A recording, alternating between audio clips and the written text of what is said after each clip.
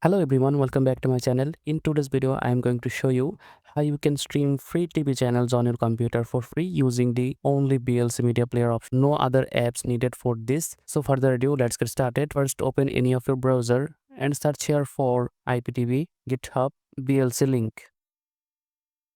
Now scroll down, then you will see a GitHub page. Open it. And now you can see this is a GitHub page. Now you have to go down or scroll down a playlist option here. You can see the link is down here. Just simply copy it from here, or you can just click on this icon, and now it's copied on our clipboard. And now minimize it and just open the VLC Media Player.